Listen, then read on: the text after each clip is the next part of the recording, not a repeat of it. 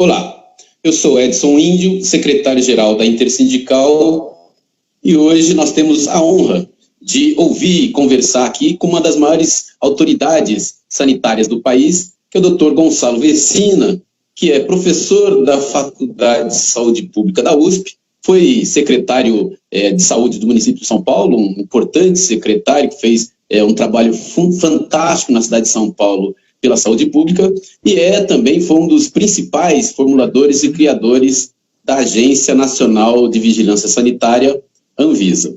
Doutor Gonçalo, uma boa tarde, é um prazer, uma honra para a gente, para a Intersindical, o senhor que está sendo bastante demandado aí nos últimos dias, pela grande mídia, inclusive, mas se coloca à disposição para conversar com as entidades dos trabalhadores, e para a gente é uma grande honra. Então, quero lhe desejar uma boa tarde e já encaminhar aqui uma pergunta para o senhor ficar à vontade aí para responder no tempo. A gente conversava antes da gente entrar ao vivo e o senhor falava da importância do isolamento das pessoas, né, para evitar a propagação do vírus. E a experiência internacional com o vírus agora demonstrou que é na Ásia que teve a melhor experiência de contenção do vírus, pelo menos até agora, né? E na Ásia, essa é a pergunta que eu queria deixar para o senhor já responder. Primeiro, essa contenção mesmo da circulação, que isso o senhor estava dizendo que era muito importante, né? As pessoas não podem sair e se expor à contaminação. Mas também, em particular na Coreia do Sul e na China, houve um processo de testar a população, de fazer exames, né? Em milhares de pessoas, em milhões de pessoas, antes que os sintomas começassem a aparecer, porque essa é a forma de já conter a propagação antes dos sintomas. Como é que o senhor avalia essas duas medidas em particular e qual seria o custo nesse exato momento de fazer esses exames e, enfim, as considerações do senhor sobre essas duas questões, em princípio? Bem, primeiro quero cumprimentar a Intersindical, agradecer o convite. Estou muito honrado de estar participando dessa entrevista e de levar aos nossos trabalhadores uma boa informação. Espero conseguir passar uma boa informação para os nossos assistentes, espectadores, de maneira a ter uma melhor orientação de como nós devemos nos comportar nesta situação, que é uma situação absolutamente extraordinária. Nós nunca passamos por uma situação como esta que nós estamos passando agora. O Brasil e o mundo nunca viveu uma pandemia dessa. Olha, a gripe espanhola, a peste negra, veja, é verdade, foram muito difíceis também. Só que com a velocidade de transmissão que nós temos hoje, nunca aconteceu uma coisa semelhante. Entendeu? Hoje você pega um avião, em 24 horas você dá a volta ao mundo e dissemina muito rapidamente qualquer tipo de vírus. Nós nunca tivemos tanta gente morando na cidade. O mundo hoje é muito urbanizado. O Brasil mesmo é um país 85% urbano. São Paulo, o estado de São Paulo, é 96% urbano. Então, no tempo que nós temos, nunca aconteceu uma disseminação tão rápida de um vírus como esse que nós estamos tendo. Então, é uma situação nova, é uma situação surpreendente. Nós temos que levar isso em conta. Não dá para brincar com isso. Eu não estou com isso querendo gerar pânico. O que eu quero é que a gente tenha um pouco de temor respeitoso com esse momento. É importante que a gente tenha isso. Os italianos não tiveram, estão pagando um preço caro por causa disso. Com relação à questão da testagem, a experiência da Coreia do Sul e da China foi justamente essa. Eles testaram muito. É bom testar? É bom testar. Eu fico sabendo quem está e quem não está. Porque a gente estima que 80% das pessoas que vão ter a gripe terão uma forma muito fraquinha, branda de gripe. nem uma parte dessas pessoas nem saberão que tiveram a gripe, né? Como a gente está falando muito que essa gripe mata, não sei o que, não sei quanto, ela mata, mas ela não mata todo mundo. De 0 a 40 anos, a mortalidade que a gente está olhando lá é uma mortalidade de 2 pessoas a cada 1.000 que tem a gripe. No outro lado, aos 80 anos, o que nós estamos vendo é que morrem 15 a cada 100. Então, 2 em 1.000, 15 em 100. É uma diferença muito grande. Então, a gente precisa tomar muito cuidado com a gripe, como eu já disse, né? E a maioria dos casos, 80%, vai ser sintomas muito brandos, uma tossinha, dor de garganta, eventualmente algum sintoma gastrointestinal, uma diarreia, alguma coisa, esse conjunto associado, um pouco de febre, né? Mas não vai passar muito disso. Aí tem os 20% que vão sentir um pouco de falta de ar, que vão ter mais tosse e que vão procurar o hospital. E aí, dentro desses, tem os 5% que vão precisar ser internados, ser intubados e receber respiração através de aparelhos. É isso que vai acontecer. Então, se eu estivesse testando todo mundo, eu saberia melhor o que é esses 80%. E, eventualmente, uma pessoa que testa no início do momento em que está disseminando o vírus, eu posso falar para ele ficar em quarentena, ficar fechado, ou posso até fechá-lo compulsoriamente, como os chineses fizeram, né? Aquele hospital de 1.000 camas que eles fizeram, não era para tratar a gente, era para manter gente presa, para que não disseminasse o vírus. Agora, nós temos um problema. Primeiro, 2, aliás, né? Nós não temos locais para fazer confinamento, primeiro. E segundo, nós temos um outro problema, que nós não temos uma quantidade de testes suficientes para testar à vontade. O teste brasileiro, ele é produzido pela Fiocruz, e a Fiocruz tem uma capacidade de produzir alguma coisa em torno de 500 mil testes a cada 4 meses. Então, a hora que ela tiver a possibilidade de produzir o próximo lote, nós provavelmente já estaremos fora da epidemia. A epidemia deve durar, na melhor das hipóteses, 2 a 3 meses, que é o tempo que nós vamos ter que manter a guarda alta a partir de uns 10 dias atrás até para frente, mais 90 dias. É a experiência que a gente está vendo da China. É por isso que eu estou falando isso. Eu estou falando, olhando para o que aconteceu na China. Nós, em relação a essa gripe, sabemos muito pouco. E o pouco que sabemos é da observação de quem já viveu. E nenhum país tem o clima tropical como o que nós temos aqui no Brasil. Então, o que vai acontecer no Norte, no Nordeste e no Centro-Oeste? Que é muito mais quente. O que vai acontecer no Sul, Sudeste é muito provavelmente semelhante ao que está acontecendo na Europa, que é mais fria do que o nosso Sul, Sudeste, mas é o que vai acontecer aí. Então nós temos que olhar com um certo respeito. O fato é que nós não temos teste. Tem para vender no mercado internacional? Pouco para vender. A Fiocruz poderia produzir mais testes rapidamente? Não tem matéria-prima para produzir os testes, a matéria-prima é importada. Então, é uma boa medida, mas não existe realmente possibilidade de fazer os testes, tá certo? Eu queria que o senhor falasse, enfim, sobre o papel do Estado, sobre o papel que esse governo demonstrou até agora, o governo Bolsonaro demonstrou até agora nesse curso da pandemia, e as possibilidades que nós temos que ter para garantir que a população não saia de casa, que tenha renda, que o Estado, né, aporte aí assistência social, proteção social, renda básica para todo mundo, para que a gente possa atravessar esse período diminuindo o tamanho dessa tragédia. Nós estamos vivendo uma emergência sanitária, né?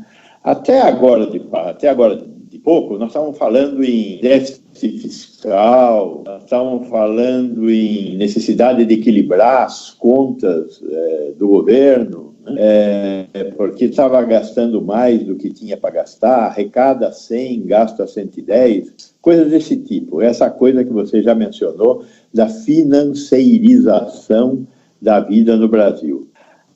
Agora aconteceu esse desastre. Nesse desastre, se a gente não tomar cuidado, vão morrer muitos brasileiros. Então, se trata de olhar para essa crise de outra forma. Não podemos olhar para essa crise olhando para o dinheiro. Nós temos que olhar para essa crise olhando para o futuro das pessoas que nós temos que salvar. É dessa forma que nós temos que olhar. Então, aqui nós estamos falando de uma crise que é uma crise sanitária, com consequências sociais e consequências econômicas. A emenda constitucional 95 está fora, não tem como ser atendida. Existe necessidade de comprar leitos de UTI, de instalar urgentemente leitos de UTI e leitos gerais. Existe necessidade de pagar para as pessoas terem dinheiro para comprar comida. Temos que distribuir condições para que as pessoas comprem comida, comprem material de higiene, para poderem se manter em casa. Uma parte importante, como você mencionou, da população brasileira, é da mão para a boca. O que ganha de manhã, usa à noite para comer. Se essas pessoas não tiverem como comer, o que elas vão fazer? Eu não tenho dúvida que nós estamos enfrentando, daqui a pouco, uma situação em que, inclusive, podemos chegar ao ponto de ter violência dentro da sociedade, porque as pessoas não aceitarão morrer de fome tranquilamente. Então, o Estado, em nome da sociedade brasileira, tem que resolver isso. Neste momento, nós temos um outro problema aqui. Nós não temos estadistas governando este país. Temos gente ruim governando este país. Agora, fomos nós que votamos. Eu, você não votamos, mas mais da metade da população brasileira votou. E nós temos que preservar o valor da democracia. Então, o que nós temos que fazer? Cobrar dos governantes, usar a imprensa, usar as mídias, como vocês estão utilizando aí, a Intersindical está utilizando essa mídia nesse momento. Para quê? Para difundir ideias, para cobrar os nossos governantes que tenham posições corretas em relação ao tamanho desta crise. E, neste momento, nós vamos ter que gastar dinheiro, sim, para conseguir ter mais acesso a serviços de saúde nesta crise e garantir que as pessoas que não podem, não devem circular para não disseminar o vírus, ficarem em casa.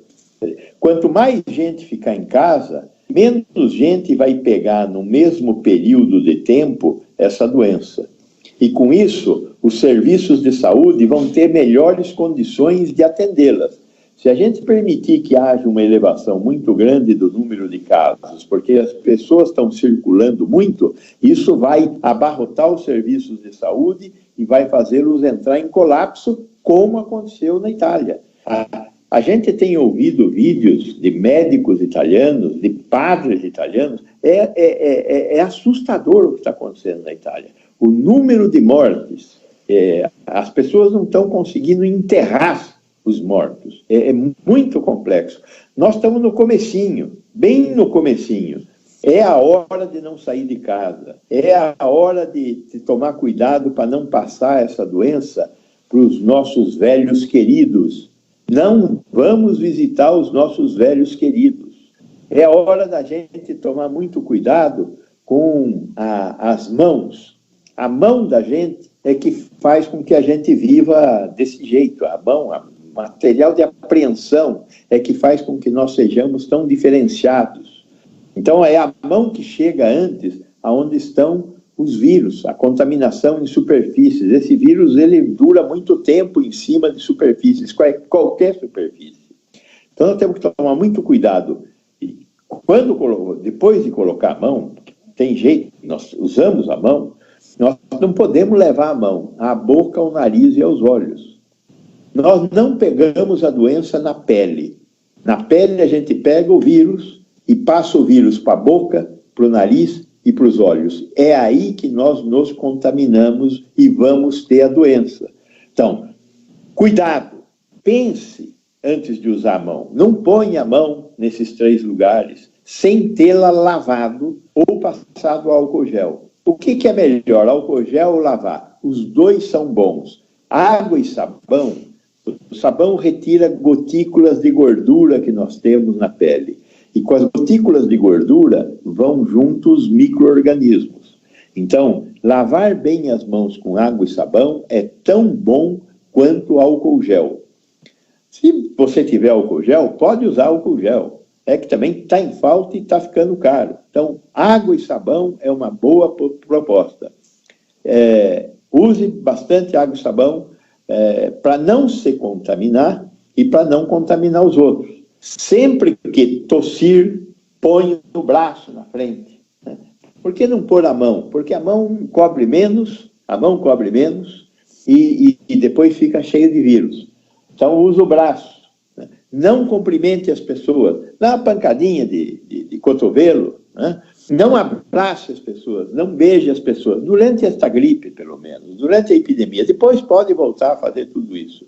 É lógico que seus entes queridos que vivem com você na sua casa, não adianta. Você vai beijar, vai abraçar sua esposa, vai abraçar, beijar seus filhos. É natural. Mas eles estão junto com você. Estão no mesmo ambiente.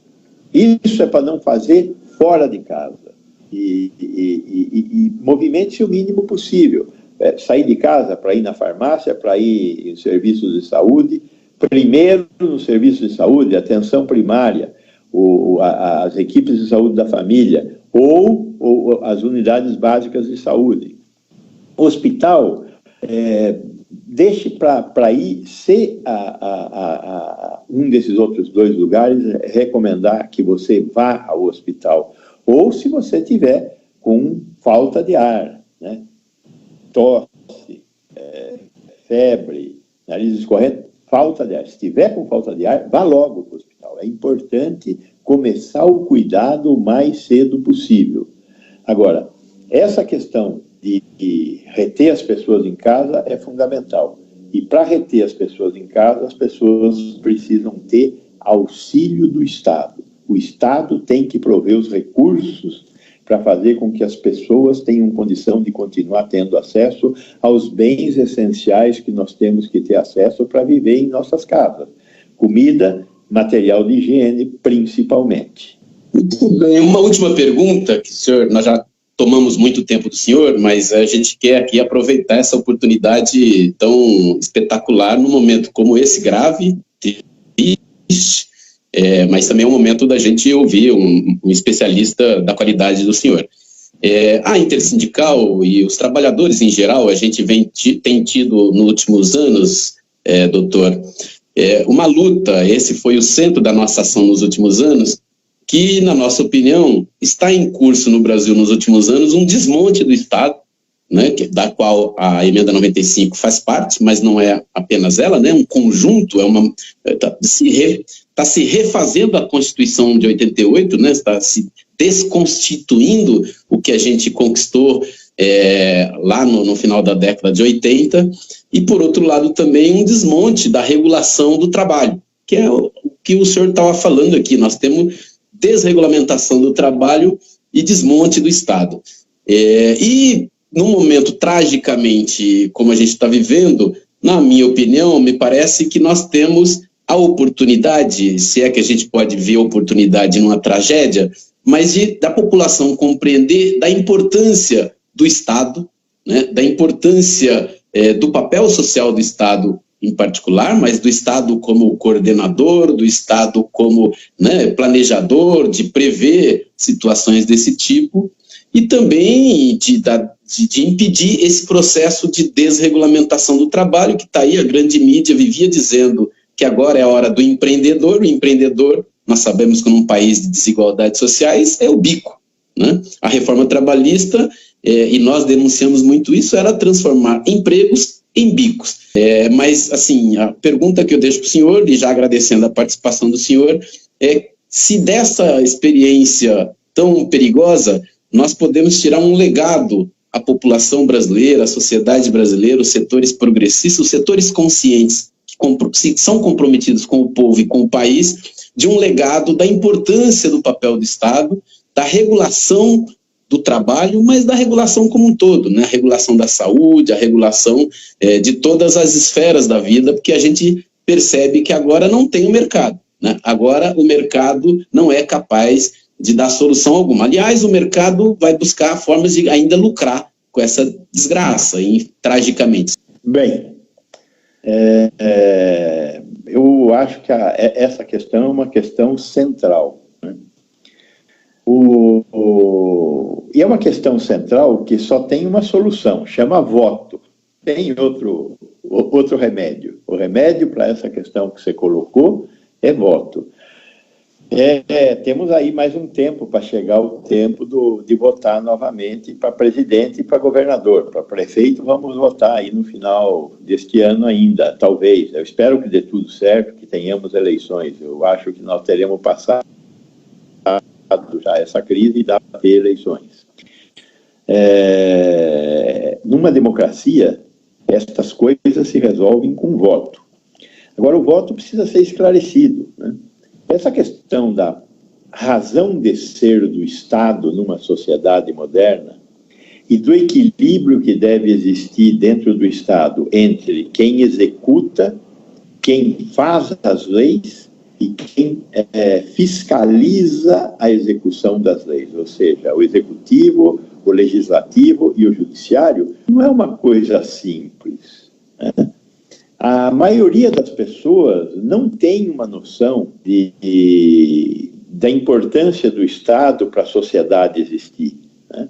Então, quando você fala, olha, sei lá, dono de padaria, a minha padaria é minha e o Estado aqui não bota o nariz. Interessante essa ideia. Agora, para que servem as instituições, as organizações, as empresas em qualquer sociedade? Existe alguma empresa em qualquer sociedade que não tenha a ver com a capacidade da sociedade viver e se reproduzir? Não. Todas as empresas vivem das necessidades que os homens têm de consumir coisas que eles não fazem. Então, eu sei dar aula, mas eu não sei fazer pão. Então, o padeiro vai aprender comigo e eu vou comer pão com ele. Então, na sociedade, tudo tem a ver com a gestão que o Estado deve fazer dessas relações. Então, agora, por exemplo, estão vendendo álcool gel a um preço absurdo. É responsabilidade do Estado garantir que se tenha acesso a uma coisa essencial como o álcool gel, que não pode ser vendido a um preço absurdo, tem que ser vendido ao preço que foi fixado aí. E não se trata de fixar preços, de acabar com a concorrência, eu não estou falando disso aí. Então, o que eu estou falando é que o público e o privado são públicos numa democracia. E a responsabilidade do Estado é que essa parte pública do que é nosso, do que é particular de cada um, é a responsabilidade de fazer com que o produto dessa atividade particular chegue para todos. Não é uma coisa fácil de ser entendida, é uma coisa difícil de ser entendida. Eu acho que nós temos que fazer essa discussão, né? Então, quando você fala de regulação do trabalho, é uma coisa complexa a regulação do trabalho, porque as pessoas acham que a sua força de trabalho só depende deles. Não depende deles, né? Tem um monte de consequências, né? De como o trabalho é usado para transformar capital em lucro. E as consequências de que esse lucro só fica na mão de quem é dono do capital. A gente tem que entender essas coisas, né? Nós não vamos mudar a nossa sociedade deste jeito aqui, quer dizer, nós vamos continuar sendo uma sociedade capitalista e o lucro vai continuar tendo um espaço. Agora, esse lucro tem que ser regulado, administrado pelo Estado para que ele não gere mal-estar social. Nós temos que garantir que na nossa sociedade nós construamos um estado de bem-estar social. Então, os direitos essenciais devem ser entregues para essa sociedade. Educação, saúde, habitação, transporte, segurança pública, justiça, previdência social e tantas outras são direitos essenciais.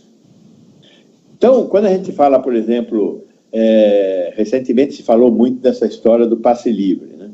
O transporte coletivo deveria ser gratuito. Veja bem, o direito de ir e vir é um desses direitos fundamentais. Se as pessoas não tiverem garantido o seu direito de ir até o trabalho e voltar para casa, a sociedade para. Então tem que haver o direito de ir e vir. O direito de ir e vir pode ser gratuito? Veja, não tem nada gratuito. Alguém vai pagar por isso. Nós pagaremos com os nossos impostos o direito de ir e vir gratuito. Como existe uma certa dificuldade para isso, se tem o pagamento das viagens. Mas os estudantes pagam menos, os idosos não pagam. E isso é uma medida que constrói bem-estar social na sociedade.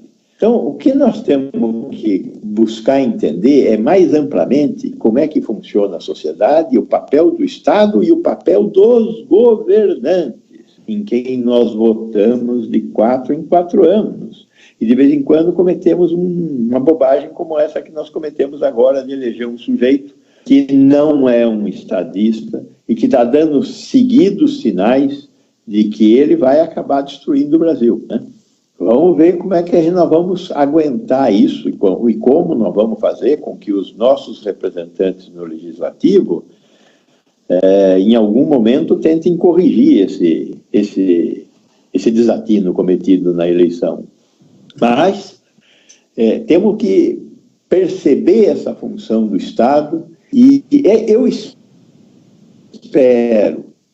uma das consequências positivas desse desastre que é essa epidemia seja uma discussão pública que leve a população à percepção da necessidade de se posicionar e de exigir dos governantes uma postura mais adequada para nos tirar dessa crise sanitária que nós estamos vivendo agora e para conseguir construir bem-estar social, civilizadamente. Eu não sei o tempo que o senhor ainda tem, mas se o senhor tiver mais um tempo, para deixar as considerações finais, deixar assim, um recado para os trabalhadores, a Intersindical tem uma posição muito clara com relação ao governo. Nós achamos que o Brasil não aguenta 4 anos desse governo. Acho que a grande experiência é essa, né? As políticas neoliberais e particularmente o desmonte do Estado, quer dizer, agora está em xeque. Nós precisamos aproveitar esse momento para edificar uma sociedade solidária, justa, igualitária, e que é possível, né? Que é possível pela quantidade de riqueza. Nosso país tem riquezas fantásticas, há um processo de concentração, mas a gente acha possível edificar um país, uma realidade justa, que permita a dignidade humana para o conjunto da nossa população. Doutor Gonçalo. Eu, pessoalmente, acredito que nós temos condição, sim, de fazer uma sociedade melhor. Mas é fundamental para fazer essa sociedade melhor a vontade da sociedade. E a sociedade terá essa vontade na medida em que saiba o que quer para conseguir encontrar o caminho da construção dessa sociedade melhor. Então, o que eu gostaria de pedir aos nossos assistentes aí, aos trabalhadores que estão nos vendo, é que eles se interassem, interiorizassem para dentro deles essa vontade de fazer um mundo melhor, um Brasil melhor, e a partir dessa vontade de fazer um mundo e um Brasil melhor, tomassem a sua posição, primeiro, na disseminação dessas ideias, e segundo, na cobrança aos homens públicos que nós elegemos para que eles adotem estes caminhos. Isto é fundamental, né? Não se conseguirá construir isso senão a partir da vontade popular. Então, precisamos disseminar essas ideias. Mas, principalmente agora também, nós temos que atravessar essa crise, né?